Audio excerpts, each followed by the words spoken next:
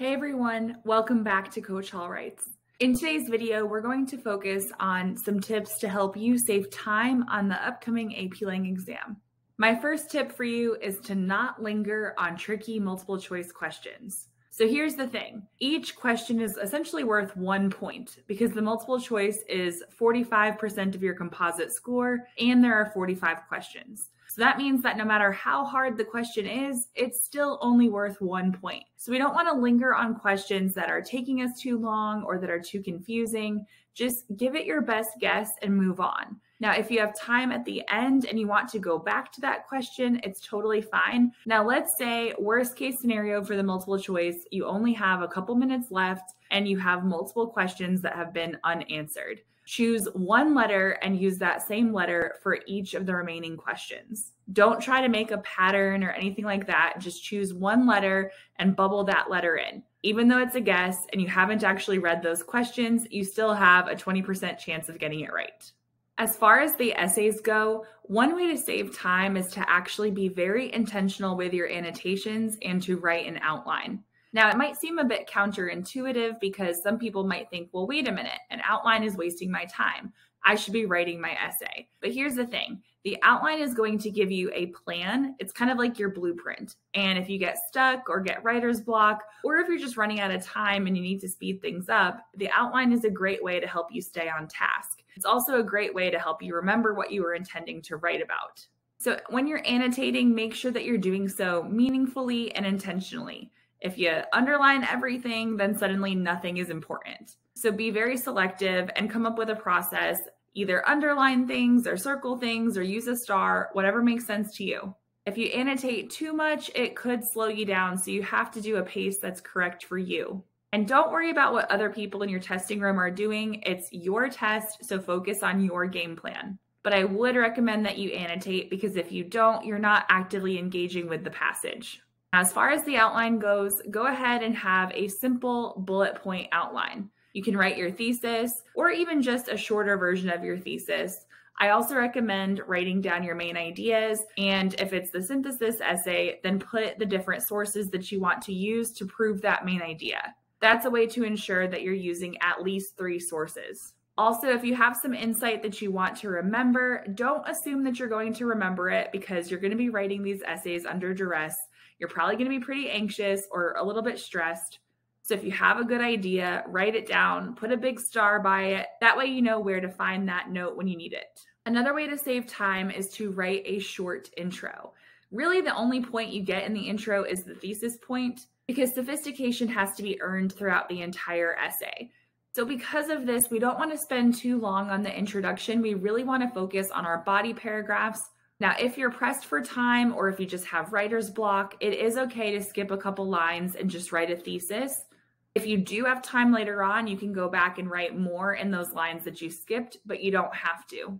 For synthesis, for your introduction, you might want to briefly discuss the context of the issue. So you could tell us both sides and then assert your position, or you could give us some context as to why the issue is important. For rhetorical analysis, you need to specify the rhetorical situation, so be very clear about who the speaker is, who the audience is, if it's a known audience, and also the occasion. So are they speaking at a particular event? What's the cause of them writing or speaking?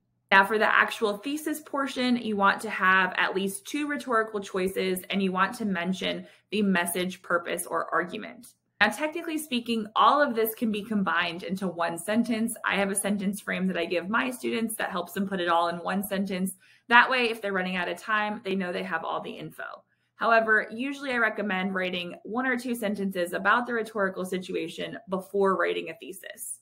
But remember, if you're running out of time, the intro is a great place to save time by just writing 1 or 2 sentences in a thesis, or worst case scenario, only a thesis. Do not feel bad about a short intro. I'm often asked whether students need 2 or 3 body paragraphs. Now, part of this depends on your writing style, the prompt itself, and what you're trying to convey in these paragraphs. But generally speaking, I want students to know that it is okay to write 2 developed paragraphs instead of 3. Don't push yourself to write 3 paragraphs if it's going to be detrimental to your essay. It would be better to have 2 developed paragraphs than 3 mediocre ones.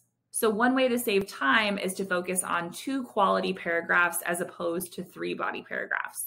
Now, if you do decide that you want to write 3 body paragraphs, there are other ways to save time. Like I already said, you can write a shorter intro, or perhaps you might do 3 body paragraphs and forgo a conclusion. That's also part of the reason why you want to have an outline, is because you can decide how many paragraphs you're going to write before you actually start writing the essay. Something else to remember is that your essay doesn't have to be perfect. Sometimes trying to be perfect really slows us down. Now, I know your score is probably very important to you, because if you're watching this video, you must be studying for the exam. So props to you for making that extra effort. But here's the thing. It's okay to have some spelling mistakes and punctuation mistakes in your essay. It's also okay to cross words out and write in the margin. You can use asterisks or arrows or numbers to help your reader figure out the order that you want things to be read in.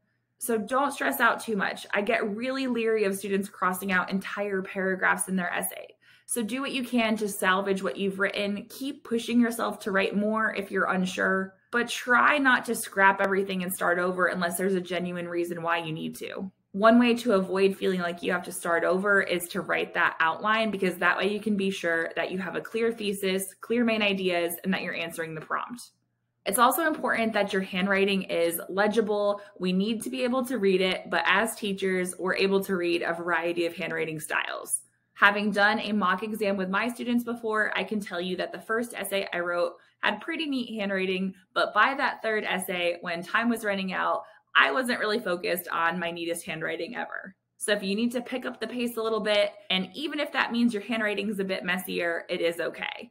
Also, your hand is going to get a little tired and your hand might start to hurt because of all the writing you're doing, so don't worry about your handwriting as long as it's legible. Now, if you do have messy handwriting already and your teacher has told you, hey, you really need to work on this, one of the reasons why students have messy handwriting is because they connect their letters together and it's difficult to figure out what the word is. So if this is the case, make an extra effort to separate your letters, or something that you might try if you're practicing in advance is you might try to write in all caps. I know it's not like the standard way that people write, but I have had students do this, and because they wrote in all caps, they separated their letters better and it made it easier to read. There's no penalty for doing that, so if that helps you, then go for it.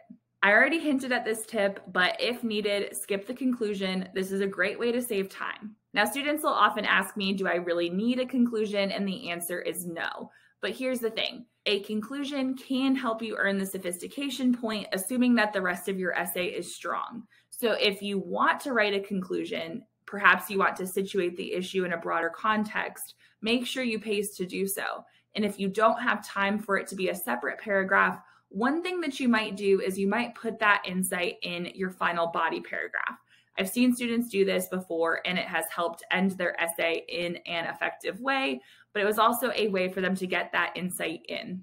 As part of your conclusion, you can restate your thesis, just don't do so word for word. Sometimes students actually write a stronger thesis in their conclusion paragraph as opposed to their intro.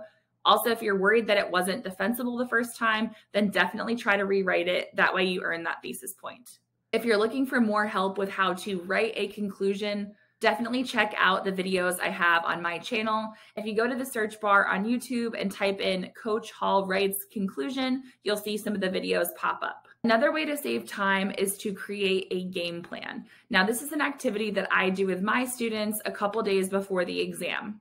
I also have a video about this on my channel if you want more information, but basically the premise of a game plan is to figure out what your strengths are and to play to your strengths. So for example, you might want to decide, am I going to start with my strongest essay first and leave my weakest essay for last? Honestly, that's what a lot of my students do, because with their weakest essay, they're probably going to get the same score, whether they spend 30 minutes on it or 40 minutes. You also might decide that on exam day, you're just going to look at the prompts, see what they're about, and then decide your order. If that's not going to stress you out, then you can definitely go for that approach. I will say, though, that most students tend to start with a synthesis essay simply because it is the most time consuming. So I think it's nice to get that one out of the way. But you do not have to answer the essays in order. So if you want to do synthesis, argument, rhetorical analysis, that's perfectly fine. On your exam paper, there's going to be a spot where you can bubble in which question you're answering, plus all the prompts are very different. So we'll know which prompt you are responding to. Now, as part of your game plan, you want to plan for the worst case scenario. So let's say that things go wrong and you totally mismanage your time. In the worst case scenario, you want to write a thesis statement and at least one body paragraph that has commentary in it.